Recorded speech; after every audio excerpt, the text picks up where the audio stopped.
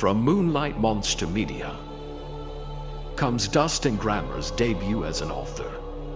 Dirt Road Tales of Horror. Dirt Road Tales of Horror takes you on a terrifying ride through the Southeastern United States, where ghosts, murderers, nightmares, and beasts lurk in the shadows, awaiting any brave or unfortunate enough to travel through their nocturnal domain. Prepare to be gripped by fear and fright should you dare decide to traverse these haunted and unhallowed roads.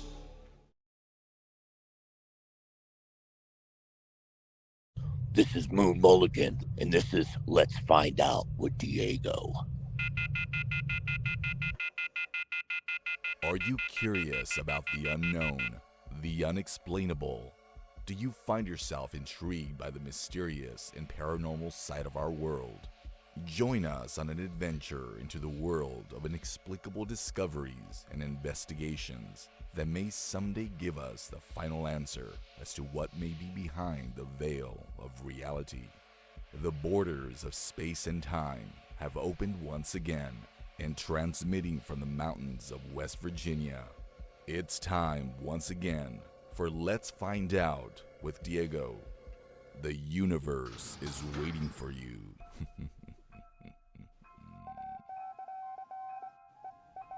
The borders of space and time have opened once again and transmitting from the mountains of West Virginia. It's another episode of Let's Find Out with Diego. Thank you for taking this journey with me.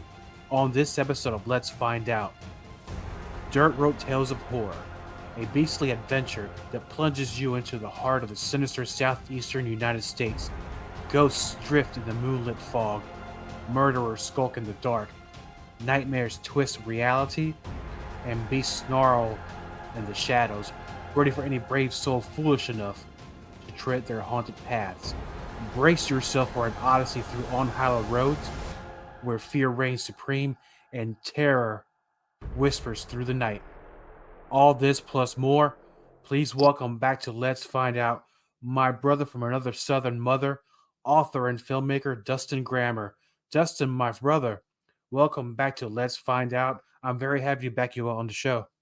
Yeah, man, I'm very happy to be back too. I think it's been about a year, and ever since Tom, I guess, introduced us and got us on the show, I literally listen to your show every week. I look forward to it. It's a good show. It's great.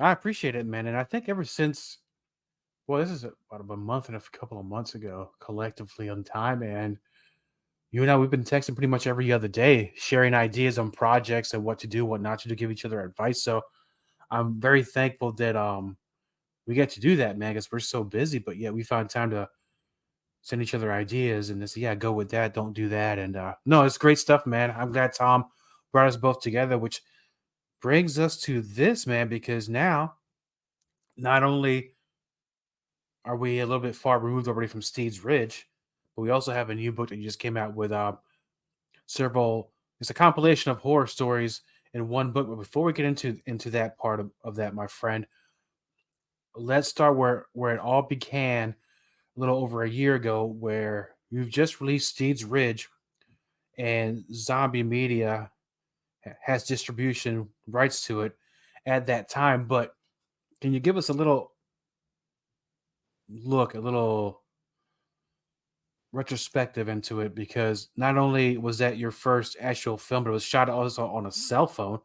Where are we at now with Steed's Ridge? How has it been going with that, and what has been the review so far? Steed's Ridge was a huge learning experience, and back in the episode from last year, it was just about to get released. I discussed the whole topics of what led me into it. It was music. I was trying to market my music, and that's how I met Tom. Just a brief summary here of events, and that was like in 2018. Then I started making the reels and all that, not to rehash the old material, but at one point I watched a lot of like Bigfoot, cryptid, paranormal documentaries, and I was making these silly reels and thought, You know, I love the movie Boggy Creek. Like that, man, I could really probably sit there and just watch that over and over all the time. So I just was like, why don't I just take my cell phone, just find some people who want to volunteer for this, and I can put all my music in it that I want to. I can say, do whatever I want. And because I do like old vintage films, I'm going to use this app and age it, make it look and sound like an old found damaged video. So the reviews are, you know, the people who have watched it. I mean, it's not to be taken serious. It was labeled as a mockumentary, and that's what it is. And obviously, I'm not making fun of anybody because I'm a fan of all this stuff. It was just a fun project, and I'd say I learned a lot from it, and that led me into trying to script and do two serious documentaries that right now, because of time, well, really just meeting up with the people to get the accounts together. I started writing the book, and the book kind of took over that time, so I shifted gears a little bit. We're talking about the shifting of gears now. So which was first? Was Steve's Ridge first, or was the reels that you made first? The reels were first. I was, started doing some with my best friend. So we had our cell phones, and we, the more of these things we did, like the better my editing skills were getting. We were playing around with effects and playing around with different stuff and splicing and putting scenes and overlays together. And he still makes his content as he's like an HVAC comedian called Mr. Fat Cheeto, but that's kind of where we branched off, because his really skyrocketed off, and my materials, I was doing like Terror Tuesdays, which are really short little silly, they're silly too, little horror stories. And ultimately just that's where I got the idea to try to make a full movie. And along the way I learned to turn the phone sideways when you record so it'll be full screen, things like that. So yeah, the reels were first, and that's where I started to build the editing skills from. And that's the thing about Terror Tuesdays, because you compiled them all into one video. You have them currently available on your YouTube channel, right?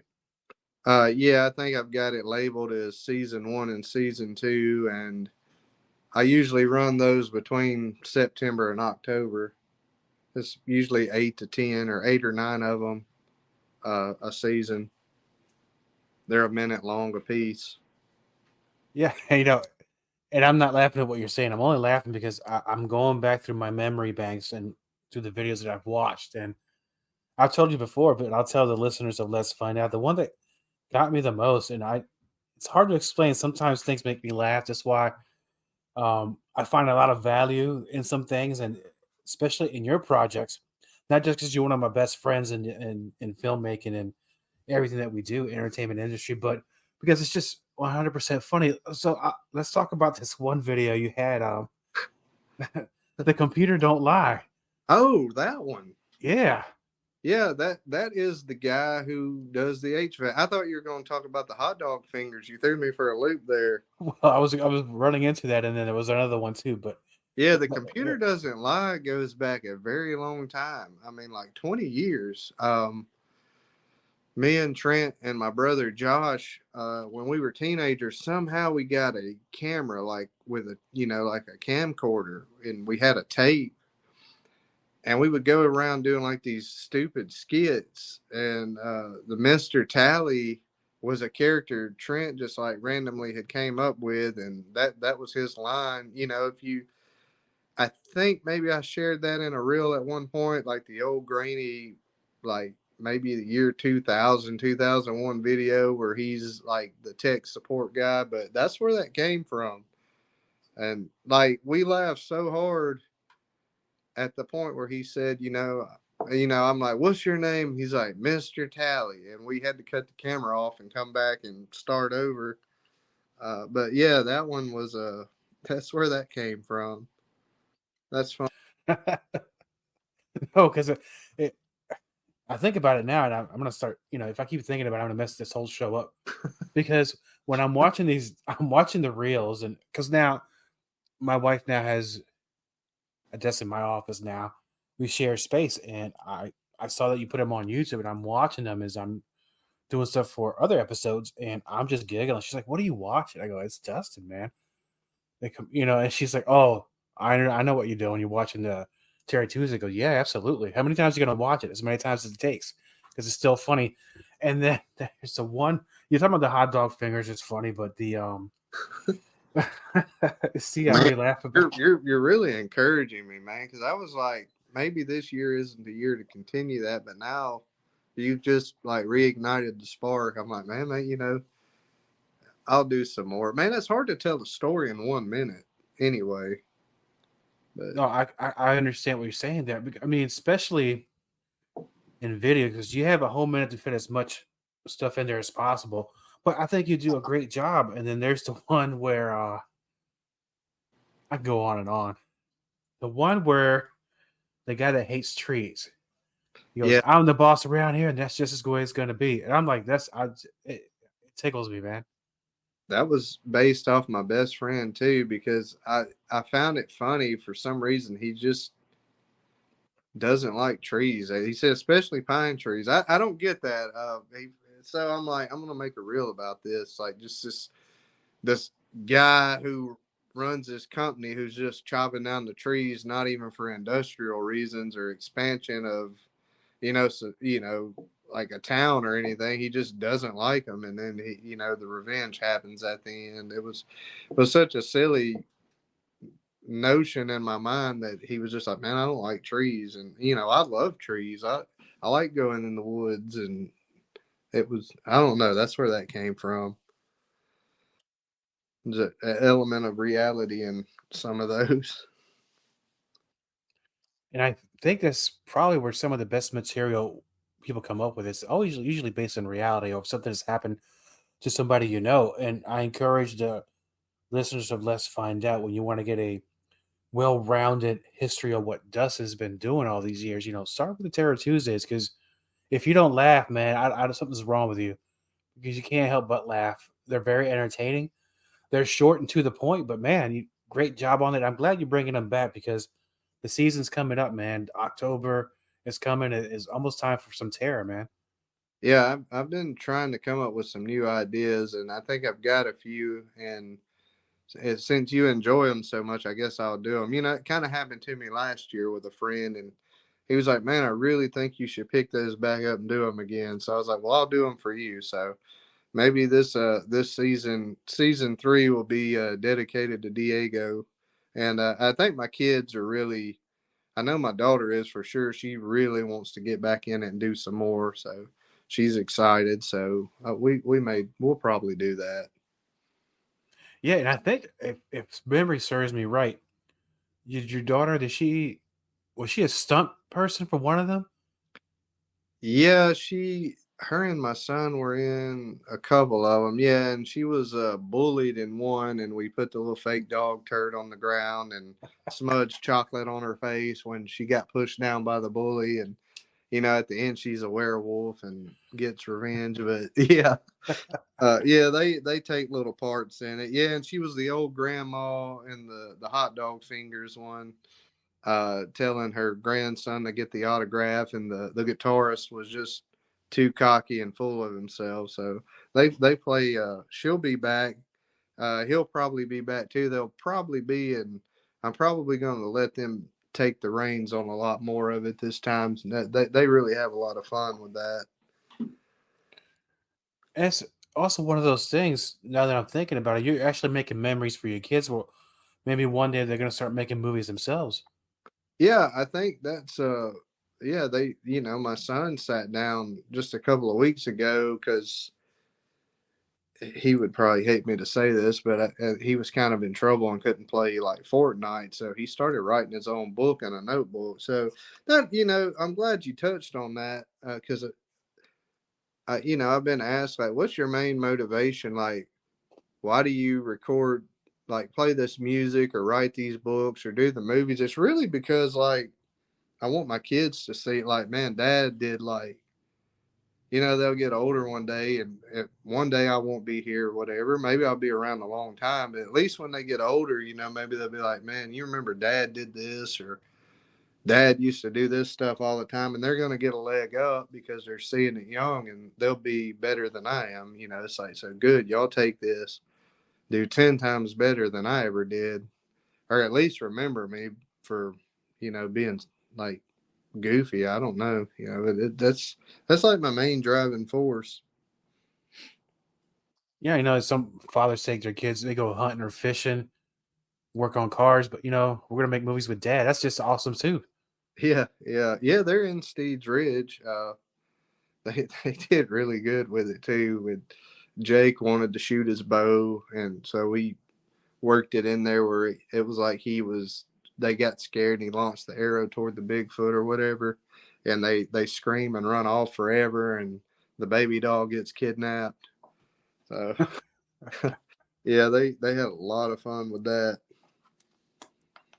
And with your time, you've only really, I mean, you've done one film and a lot of the shorts. If you can go back and think about which directors or novelists, writers, or such, what influenced you to start writing the horror? Oh man. Well, we talked about in the last time I was on your show a year ago that the elementary school library stuff had a lot to do with cryptids and ghost stories. And there was a whole like the Universal Monsters thing. I think Pepsi or Doritos, they had this whole theme. And I remember hanging out with my great grandmother and seeing that. And there were books on werewolves and Dracula. But yeah, and then like, just people like my best friend's mom used to tell us ghost stories over at her house, and it's almost like, I don't know, like I'm not like a huge horror guy. That's what the crazy thing is. I don't just like out classic stories like Victorian ghost stories, like old fables like Sleepy Hollow. Like we went and saw a play of that when I was in school, like a little kid in elementary school, and I just like those kind of things, like the whole spooky thing uh sticks with me. And but I'm not like every weekend I'm not looking for the newest horror movie. Most like I just watch a lot of old stuff, and the stories just come easier to me. I don't know, it's hard to explain that, like why that was the genre I went with. I guess it just came more natural to me for some reason than, I mean, I don't know what else I would do. No, and I think the way you answered it, you kind of covered something I was going to ask you, my friend, because I recall not long after Seeds, you were working on a video project at that time, and you had things rolling. Then you started mentioning you were starting to write down some stories. And what was the original plan for these stories?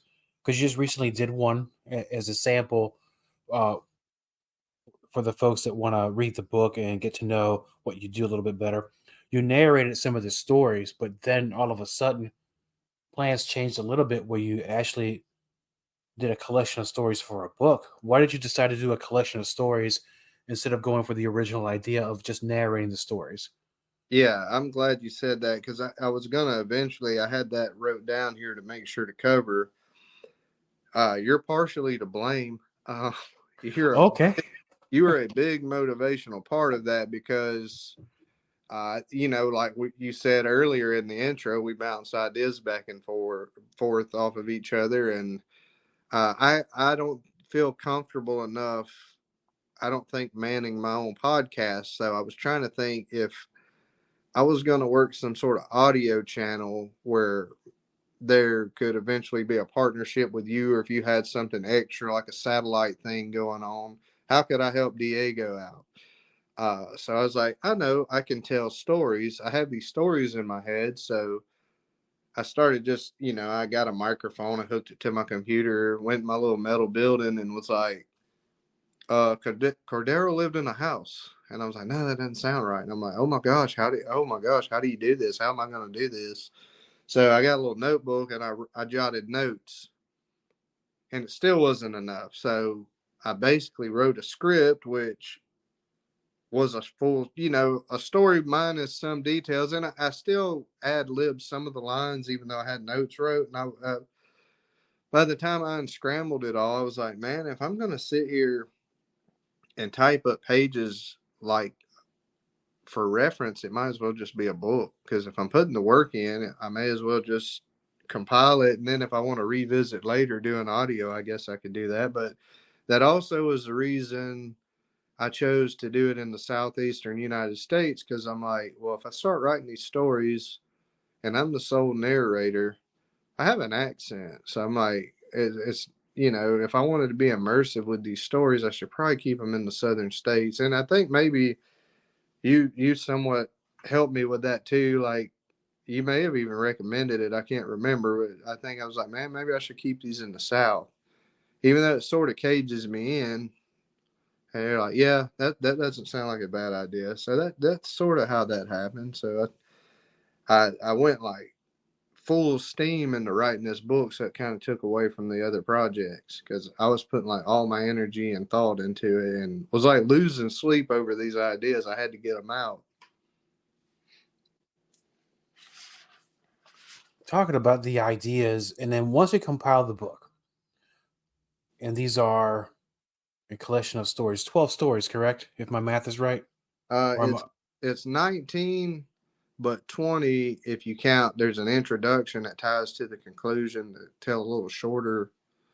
Basically, it's the guy in the intro that tells the 19 stories, and then in the conclusion, there's a finale there with the storyteller.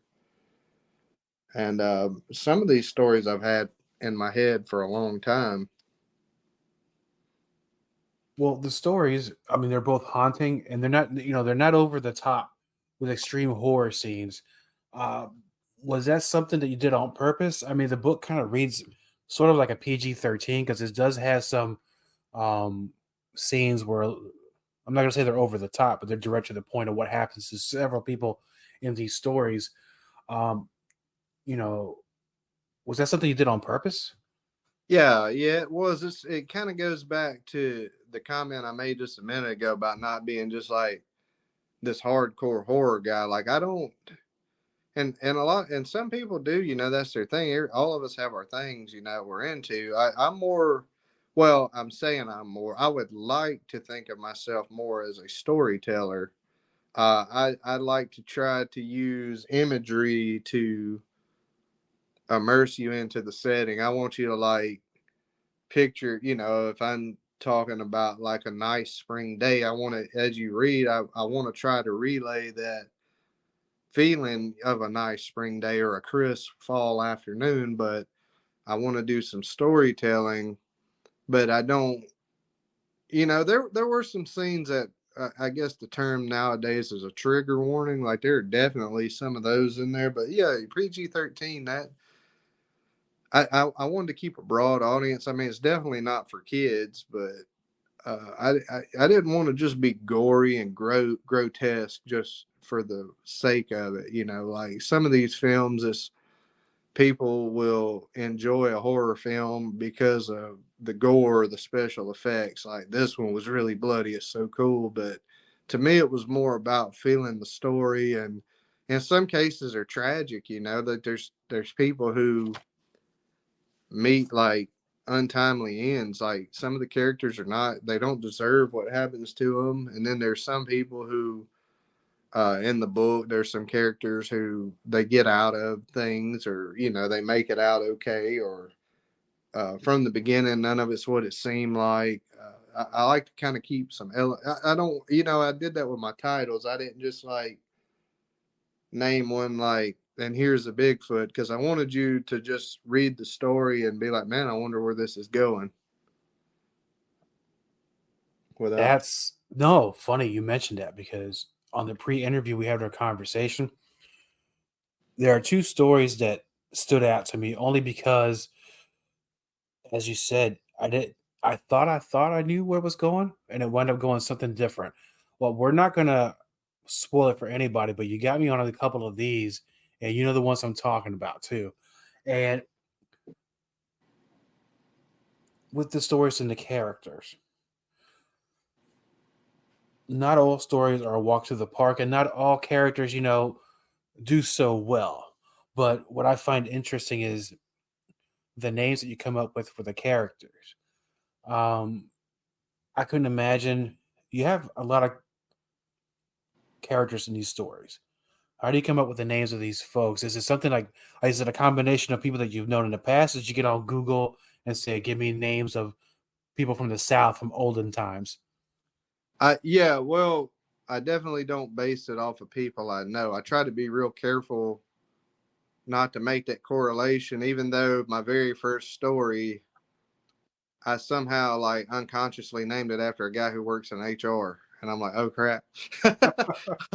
I saw it in an email and I'm like, how did I not see that before? I said, I guess it subconsciously worked into my head. But yeah, I mean, I've got books sitting in front of me sometimes when I'm writing, and I'll look at the author's name and be like, okay, Kevin, and uh, the names, yeah, that I want them to be like names you feel like you would hear, though. But yeah, there were some of the stories that were maybe based not in present time, and I would kind of look up like what's a good woman's name from like 1920, like what were popular names. I Google, yeah, it's Google a lot of the time. I'll just hit like names and just start putting names together because I don't want to be associated that I'm naming it after people I know. Because if I write something really bad about the character, I don't want someone to think, man, okay, Dustin, I hear you. No, and it could go the other way too. Is you could write a book and it hits a New York Times bestseller. Say, hey, I think you owe me a little residual there for using my name. You don't want to run into that either. Yeah. I mean, I could be writing a story about this guy named Diego who does a podcast, and then And he's a part-time serial killer and all. We know it could be true. I mean, you never know. Life's strange as it is already. And man, and when you're writing these stories, um, I'll tell you what, like with me, and I'll give a little insight to where when I'm at work, where I'm driving, or even when I'm listening to music, sometimes ideas pop into my head about what do I want to talk about, what kind of guests would I want to have on in the future, and then lo and behold, it's almost like this is not a supernatural story, but it's almost as if my pen or and paper just I start writing stuff down so I don't forget. Especially happens a lot at work. I have a little notebook on my side. I just start jotting down these ideas. How does your writing process go? yeah, that is a lot of it. Man, it's like every once in a while you have like this little strike of lightning where it's like, oh, this is a good idea, and you'll start taking notes. It's like the pieces put themselves together. But uh, the other part is some of these. I'll go back to this. I've been interested in just writing, coming up with stories since I was a kid. Like probably about the sixth grade, we read this book, and as a project, the teacher gave us these little paper masks and we had to draw a character, and we worked in teams and we had to write a story and act it out. And it kind of coincided with this little audio like record book we had to listen through in chapters. And man, it got a hold of me, and I started like after we wrote that story, I was in the sixth grade. I started writing sequels to our story we acted out, and the teacher would actually let me read them to the class after lunch. And so from then on, from my life on to maybe the last 10 years, I probably slacked off of it a lot, but I was trying to always write stuff and never would get far. I wouldn't finish anything. Like I'd go, and a lot of it was like high fantasy fiction stuff, like kingdoms and magic swords and stuff like that. So besides horror, I was really into that, like Conan the Barbarian type stuff, Lord of the Rings type stuff, and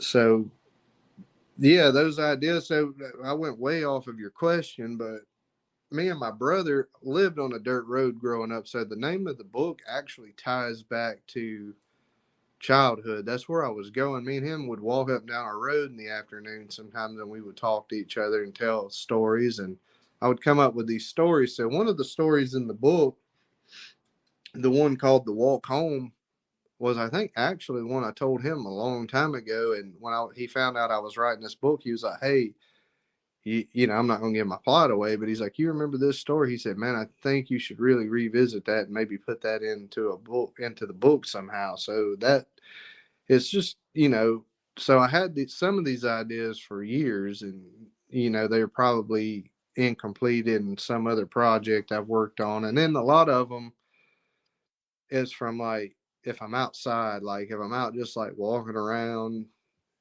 going for a walk or something, I'll start like just thinking of ideas, or I'll see things. Like I've listened to your show, like it was one, and I think it was Jeb Shook, who's also an author, because I read like one of his books, and y'all were talking about wrestling, and like the way y'all talked about it, like it like inspired me, like encouraged me. Like I listen to you, and then like Adam's show, and sometimes the interactions with the guests will like get me fired up, and I want to go work on something. And y'all were talking about wrestling. I was like, I'm not a wrestler. I don't know a whole lot about it. I'm going to try to write a story with a wrestler in it. And, I did.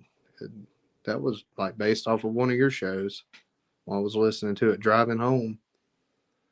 Awesome, man. You're talking about Jeb, Adam, you, and me. We're all, Adam is our agent. Adam Began from Historically Haunted Bookings, and he does a great job. He's also a great motivator, too. When you talk to him on the phone, he's great. Oh, yeah. Yeah, I had that in my notes to make sure to include him. And also, Thomas Markham. Yes. He is a Zombie Media Publishing. So, when I was doing my music, I would reach out to directors or whatever, or publishing companies. He was like one of the only guys who would answer my emails. And he was so helpful about that. So I think I started to go this way at the beginning of the show. Man, I get lost because there's so much going on.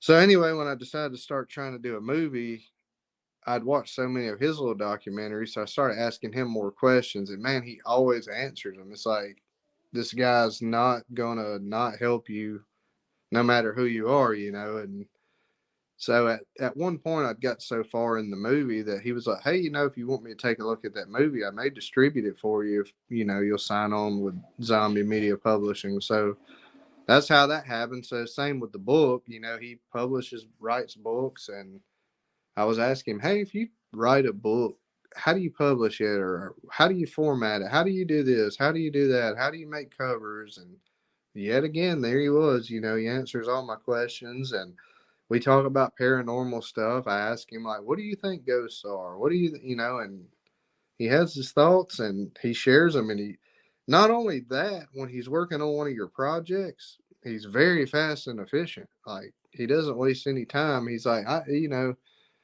you give it to him, and then like at one point, like way quicker than you expect, he's like, I'm done with it. Here's the product. And I'm like, oh my gosh, man, this dude like put some time into this. So there's Zombie Media Publishing, and then Adam is a booking agent with Historically Haunted Booking. He's always there for us, and I like talking to him. I like listening to his show too. Yeah, and I'll give you, if you don't mind, a quick story about Thomas Markham, how I met him. When I was on an old show, and it was mostly about wrestling, but we also started covering stuff about cryptids and UFOs, just to add a little more. Because I eventually started getting a little tired of the only wrestling, which is fine.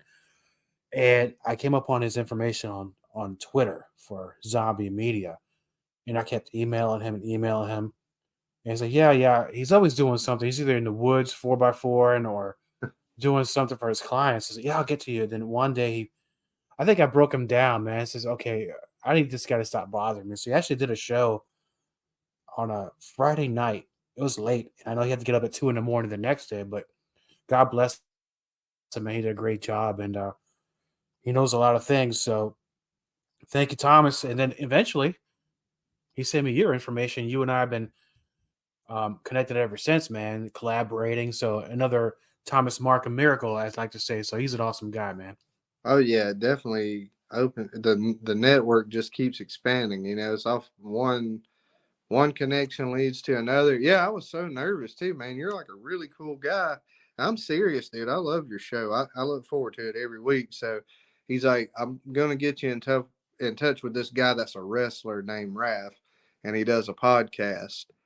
So that was right around the Steeds Ridge coming out time. And that was my first. I may have done another podcast for like 20 minutes, but it was with my best friend, him just asking me, us talking, and that was easy. And I'm like, dude, I'm legit like going on this podcast with this guy. And I was like so nervous about it, but it ended up being really fun. It was, man. We had a good time. We talked about seeds and the history between you and Tom. And going back to your book, because you were talking to something. And, you know, I'm not trying to surprise you with a question, but let me bring this up. I find this highly entertaining, and I heard this on your brother's podcast a few months ago, talking about walking down a dirt road. And I gotta hear this story about Jimmy. Jimmy's gonna get you. Yeah. Okay. Yeah. I love that story, man. So his podcast was like what they did, Redneck Magic Heroes. So we're a lot alike, me and my brother and his friend Cody. So they go fishing, hunting. So part of their show was, you know, covering camping, fishing, like redneck type going in the wood activities or funny stories. And then the magic part was always about like playing like video games, tabletop role playing. So anyway, so they did that episode about Jimmy's Gonna Get You. That was for real. Like there was this guy named Jimmy who was like a lifelong career criminal. He still is. I think he's in prison right now, but man, he was like the scariest dude ever.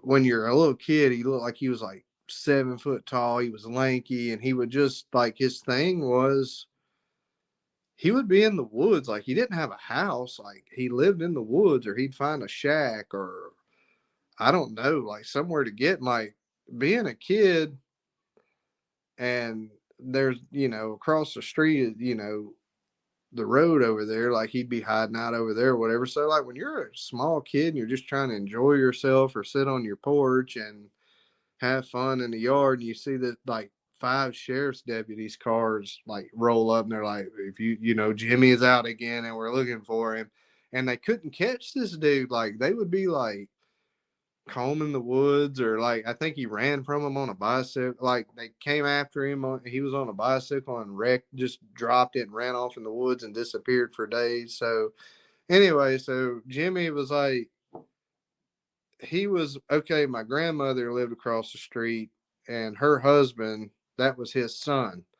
So that was the connection to the area. So he's like, I guess my step granddad's son. And so they lived there. So he would hide on their property some when they had another place they stayed at and their house would be empty. But so it wasn't uncommon for him to just show up on the dirt road and go walking by. And we would like run and hide in the house and lock the doors.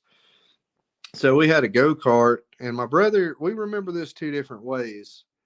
And I can't remember. I don't know which one of us is right. But anyway, we were riding our go-kart, and it breaks down like halfway down this road. We're like a good 100 yards or so from our house. And I'm out pulling the pull cord, trying to choke it, trying to get the thing back running. And Jimmy rounds the corner of the trees, and he's coming. Yeah, we see him coming, and I'm pulling. I'm out of shape. I'm tired. I'm sweating. It's hot, and my brother's yelling, "He's coming! It's Jimmy! He's coming!" And I'm like, "I'm pulling. And he remembers it like we never got the thing cranked till after Jimmy passed us, and Jimmy never was mean to us, but we were scared of him. So his version of the story, he remembers Jimmy ends up catching up to us and casually walking by and saying, "Hey," and going about his business. I remembered getting the thing crunk, and I think I'm right. I think I remember it getting cranked up and me jumping in, hitting the gas, and us speeding off when he's like 10 yards away, and we're like, go. But man, I can't remember. That's been like almost 30 years ago or something. I don't know. But he was a bad dude. He still is. I may base a story off of him one day. I've rolled that idea around. Left a mark on us. So would it be fun to say that maybe in 20 years, Jimmy's going to be like Alabama folklore? He could if he makes it 20. Oh, yeah. He's getting a little old now, I think. He didn't look as quick last time I saw him, and he didn't look as tall either, as menacing. So I don't know what happened to him. But don't tell him I I mean, said that. no, I don't think they listen to Spotify or YouTube in prison. But if he's there, Jimmy, we love you. When I come on the show, tell us your side of the story. Yeah, well, We'll bring you right on. funny thing is, I gave him a ride one time when I was grown. Shut up. Yeah. I was out with my dad at his garden, and Jimmy kind of stepped across the street or the road. We started kind of having a conversation, and he was going to walk all the way through town, which from up there would have took hours. And the location he was going wasn't far from my work. And I'm like, well, look, man, I'm working 3 to 11 tomorrow. I can drive you where you're going. He was going to donate plasma to get money, probably for whatever, and I actually gave the dude a ride, which I had a gun hidden just in case he wanted to act up. But when we got to the spot where he wanted to go, he gets out of my truck, tells me thank you. It wasn't a bad ride. He gets out and locks my door, and he said, Dustin, I'm going to go ahead and lock your door. There's a lot of dangerous people on this side of town. I'm like, dude, I just let like the worst one out, But he's like worried about, my concern for my safety, and locks my door, shuts, and says thanks. So he's a lot scarier as a kid. That's not even funny. Oh, I can imagine, but at least Jimmy's got a heart, so that's fantastic. Yeah, he was thankful for the ride. It saved him probably like 3 hours of walking. Oh, right. So he was like a legit guy that lived in the woods. Yeah. Or I guess he'd bounce around between these houses. Like, and when I say these houses, like the place the sheriff's probably gonna kick a door in. I don't know what I've never sat down and been like, hey, where do you go? We were like, run. But I know for sure there was a shack in the woods that I don't know if a hunting club had used it at one point and abandoned it, or it just wasn't hunting season. But we would take the 4-wheeler or go-kart through there, and you could open the door and see his stuff in the corner. Like he had like a blanket or whatever in his bag, and he could have been watching us. I don't know, but it's crazy to think, to be so scared of this guy, that we would go to his lair and go like look at his stuff and be like, there it is. And then we'd like run off and like drive away real quick. Yeah. No, that's awesome. When I heard that story really got me, made me laugh at work too. So no, I love everything about that. Now that we have your 19 stories out, in the book, it only came out 2 weeks ago, right? It's just dropped not that long ago. Yeah, the last week of June, I think, was when it was fully available. The 25th, maybe. I can't remember the date.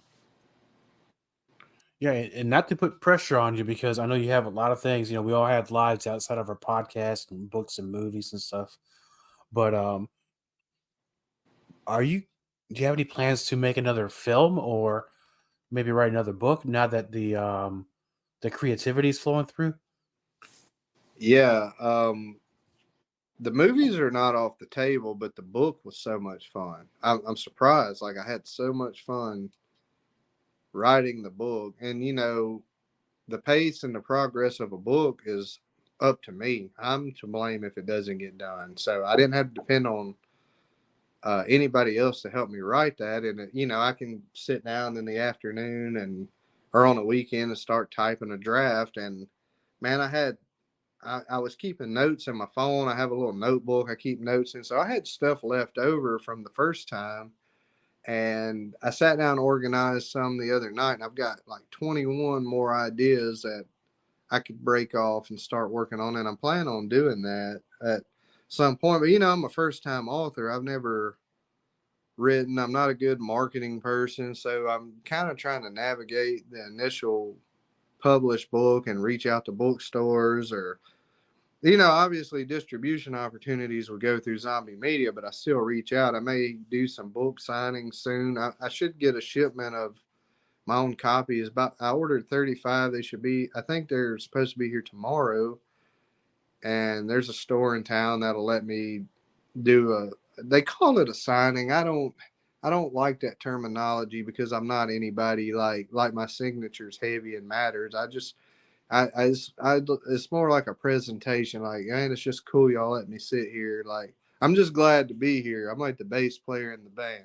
And I'm just glad you let me hang out in your store for a couple hours with my scary book and try to, network and sell some of these. But, I'm more interested in, like, I say sell, but obviously, yeah, I need to sell things to be able to purchase stuff to keep going, but it's not really the money. It's I want people to enjoy it. Like I like telling these stories, and man, it's worth the price of gold if someone says, Dustin, man, I got your book, I read it, I loved it, I like this story, or I like this one, and this is why. I think you did good with this is why. Like that, man, that makes you feel so good. So definitely I've already got a cover ready, a title. I got another intro and conclusion to tie that one together. I'm ready to go. I'm trying to pace myself so I don't burn out. I'm trying to navigate being a first time author, and, I don't want to oversaturate myself by doing a second one and then putting it out on top of this one. So I don't know. I'm trying to figure it out as I go. Well, you're doing a hell of a job, my friend. And again, not putting any pressure on you. So if you were to pick out of those 19 stories that you wrote in your first book, which one of them do you think would make a great film and give it the Steve's Ridge treatment? Oh, if I wasn't making the film, because I don't, if like say I've got the book right here. I'm trying to look at my titles because, man, I can't keep up with anything anymore. There were so many I really liked, and then it's funny because there's some I didn't think I liked as much, or I didn't think they'd be that great. Then I've had feedback on people, from people that say, man, I really like that one. I really like that one. And it's like, oh man, good, because I didn't like that one as much. But usually the ones I didn't like as much were the ones I struggled with, like either piecing ideas together, or it took me the longest to edit or to type, and I sweated a lot over it. And they didn't come as natural, but some of those, man, let me get to the point. Dude, I don't know. I think I remember the music would make a pretty thrilling film if someone else did it, or Brim Fishing, the one about two guys that goes fishing on the river levee. That one, people seem to like that one so far. Some of these are based, one of them's based off of an actual vacation I took with some things that happened. But, I don't know. I sort of told the story of the Peking ghost in Steve's Ridge movie, but far more elaborated on that in this book. But probably the one you liked about the music, and maybe the fishing one would probably be the best too. I don't know, man. I'm not a good judge of, I really like Cordero too, the first story. That was the first one I did, and I was outside at like 1 o'clock in the morning doing that audio, and the dog started growling and barking. I was almost like, dude, like I don't scare easy. I did when I was a kid because Jimmy, but now as an adult, dude, I don't scare very easy. I've worked night shifts alone and plant settings and stuff, but dude, I can't lie. I was like nervous walking back into my house with the dog out there after I just, if you've read, what Cordero is about, and like, man, I hope to like, somehow I didn't like bring some crap down on me and I'm about to get like mauled up out here. No, my friend, because actually that means you did a great job. If you spooked yourself, man, you got gold there, brother. And it's funny you mentioned something earlier where there's some stories you really may not have liked somebody else did. And this might be like an old fish tale, an old wives' tale. So if we're to go back to like 1980, 81, whenever Quiet Riot came out with oh my gosh, why am I forgetting the name of this album? Shame on me. So the track was Come On Feel the Noise, right? That was the biggest hit they had from that album, right? Mm-hmm.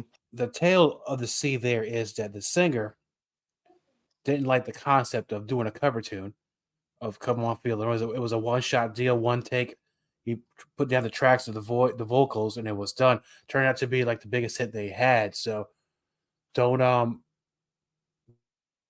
think that maybe if you don't like a story so much yourself, other people will like it. That might be one of your top stories. People will say, "Hey, that's one hell of a story, man." Oh man, yeah, I'm just like that though. Like I'm always on the wrong side of liking things. You know what I mean? Like that's you hear that a lot with those bands. They like their biggest hit was one they almost cut from the album, or they didn't want to do it, or didn't like it as much. And I'm like that too. Music or whatever. Usually, like my taste is not gonna be with the majority of people. It's uh, almost in its own niche somewhere. And I don't do that on purpose, just trying to be like, oh, look at him. He's obscure. It's just, man, that's just what I like.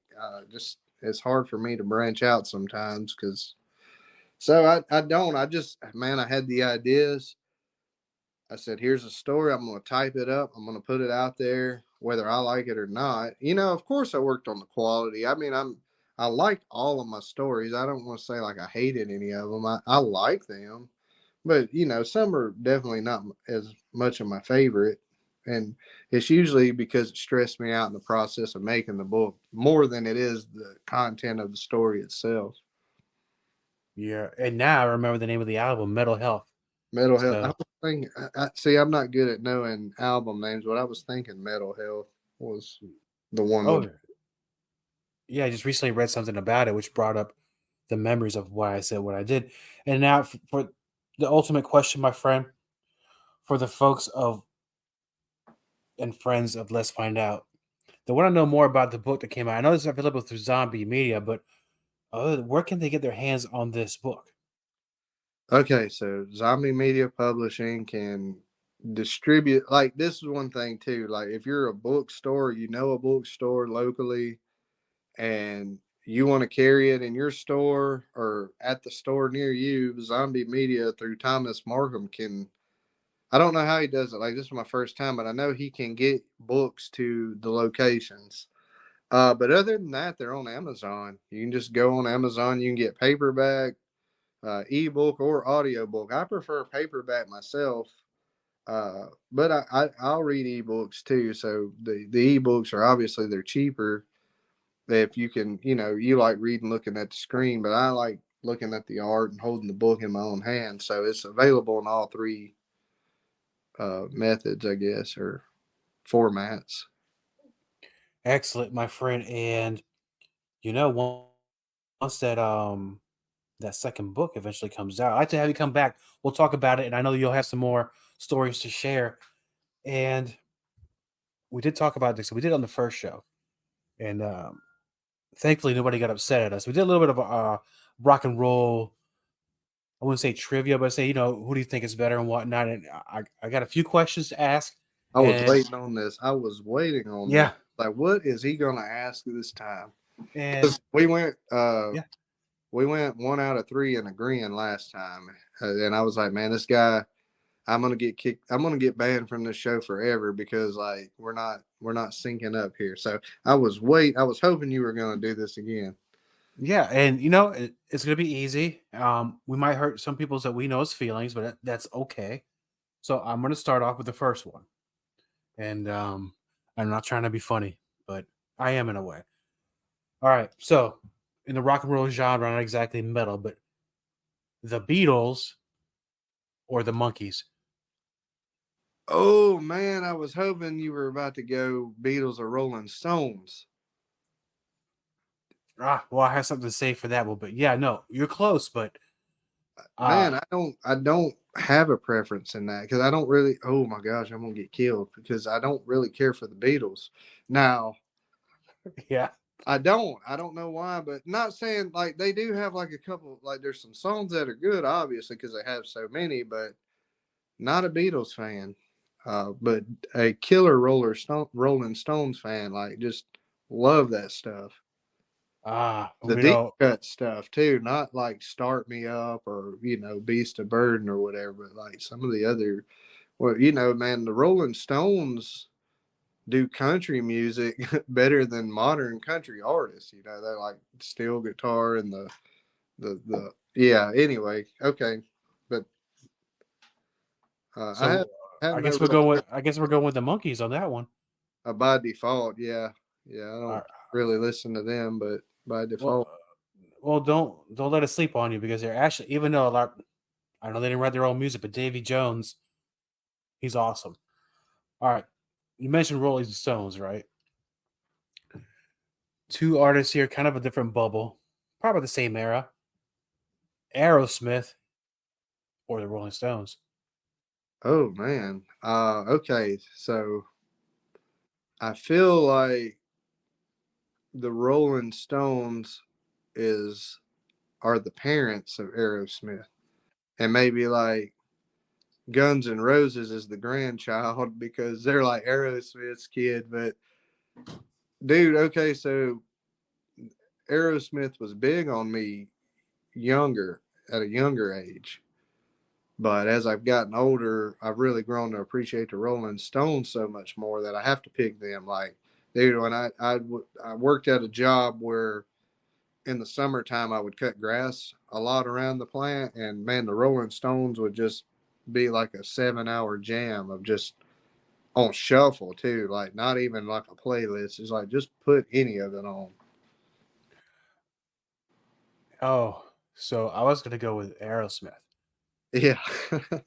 Steven Tyler, baby. Yeah, I like Aerosmith though, but if I had to choose, No, that's perfect. You know, and it's funny, you mentioned something about as you get older, you start appreciating things more. right. I'm not too far behind you on a lot of the things, so you and I may agree on more than we disagree. I got one more. Okay, we're gonna end the show before we start losing agents or friends or the Who. Yeah, because the Beatles are a big deal to some of those people. That's right. Yeah, right Yeah. there. I think they're gonna shun me. They're gonna turn their backs on me. Well, you didn't. Did you answer the question? I Since now I'm did. going to drag you into this with me. If I'm going, you're going too. No, I did. I said the Monkees. Okay. Yeah. 100%. My mom would not be very happy with that answer, by the way. Last but not least, the Who or Kiss. Oh man, I don't even have to think about that. Kiss. Go look at Instagram when we get done with this show and look at my story and see what music is on. I'm going on Diego's podcast tonight. It's Kiss. 100% Kiss. Paul Stanley. Oh man, yeah, dude. Have you ever read any of their biographies? No, but I did read. Now, when I was a kid, I used to travel a lot. There was an issue. It was a Kiss that wasn't a Kiss magazine. It might have been an unauthorized version, but it's called Kiss Guitarist or something. It talked about the different guitar players that played for Kiss. And it was basically a hit job against Gene and Paul. Oh, of course, yeah. And but no, I was a Kiss fan. I preferred the Vinnie Vincent days, but that's just me. It is what it is. He really did kind of save them in that time period. They were, there were some things unraveling there. But if I can recommend something, whether you're a Kiss fan or not, I promise you, if you would read Paul Stanley's biography and you're trying to work on projects, you want to get things done, dude, that is why probably a big reason I am a Kiss fan. I used to like not be so much, but I've seen them a couple times live, and that helps make a fan. But if you read his book and see his work ethic, like they overcame some tremendous obstacles. Like they were ridiculed. I mean, they were in the 70s wearing makeup and the tall boots and playing these like rundown clubs. At one point, I think they sleep in a barn in upstate New York, trying to all ride in the car together to go to a show. Like it's the never say die attitude that they had. Like those guys knew what they wanted and they would not quit. And Paul, if you read his book, and I've read Gene's and Ace's, I haven't got to Peter's yet, but he was the backbone all the way to the end. Like there were times when Gene started to flake off because he wanted to be an actor, but Paul never lost the driving force of keeping Kiss alive and alive. Of course, isn't that funny? I use that, but Man, it's a really good book. I've read it, I own it, and then I've listened to it on audio while I was like at work because man, it motivates me. It does me anyway. If I could meet a celebrity, it'd probably be Paul Stanley. He's the coolest cat out there. And I'll leave it with this on the Kiss subject. The 4 solo albums that came out: Gene's, Paul's, Ace's, and Peter's. Which one's your favorite? Oh man, I could name my top 2. It's going to be between Ace and Paul. Paul sounded more like Kiss. But Ace is just really rock. Man, like, I don't know why Ace has such a cool factor like he does, but he does. But it's between those 2. Probably Ace. Okay, so if we don't count the monkeys part, we're back to 1 out of 3. So I'm going with Paul. Yeah, well, this is close. First. That's all right, though. That's okay, my friend. That's my top 2. I've listened to all of them, but what about the guitarists, though? Like, how would you rank those if you had to put them in order? Oh, are you talking about all the Kiss guitars? Yeah, what was there? 5? Yeah, I think. 1, 2, 3, 4. Yeah, 5. There's 5 of them. Okay. Only. I'm taking Paul out of the equation. Yeah. For the coolness factor, he's too cool. So out of the coolness factor and dancing, he's the best one. Best stage presence of all. I'm gonna go with this. I start with Vinny, and then I start with, why did I forget his name? St. James from Analyze.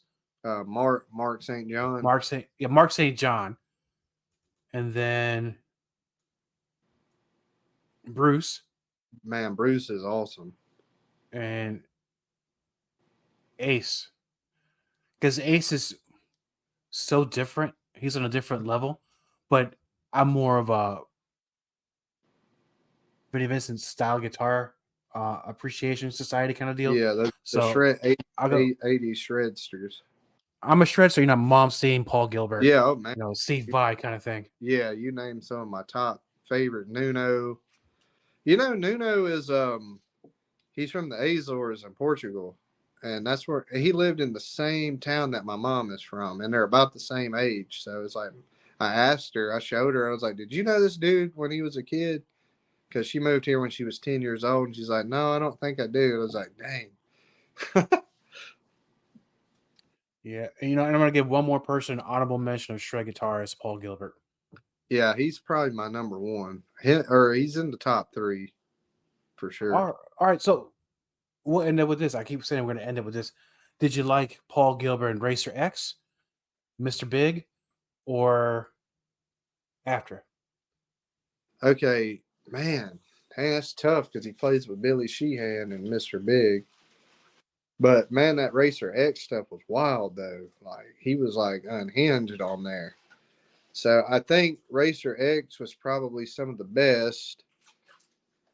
Mr.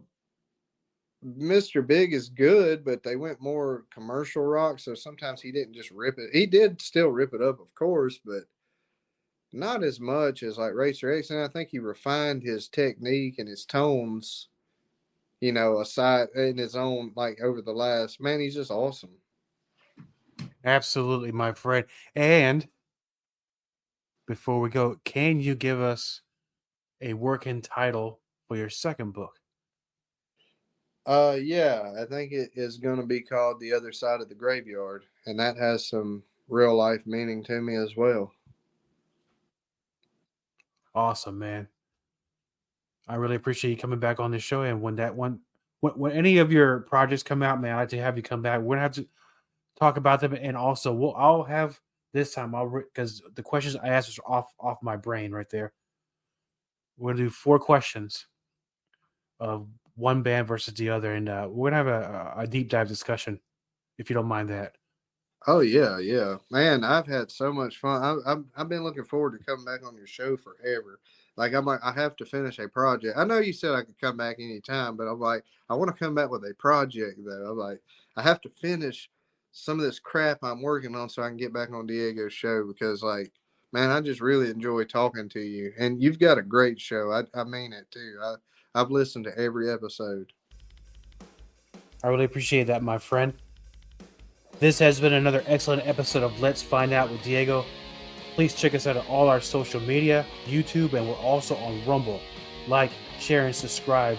Also, Let's Find Out is on KGRA Digital Broadcasting. Catch the show on Saturdays at 2 a.m. For more information, please visit KGRADB.com. That's KGRADB.com. Thank you for taking this journey with me. Until next time, my friends.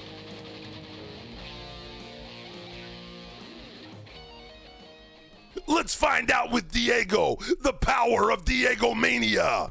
All content for Let's Find Out is property of co-host Diego and is served directly from our servers with no modification, redirects, or rehosting.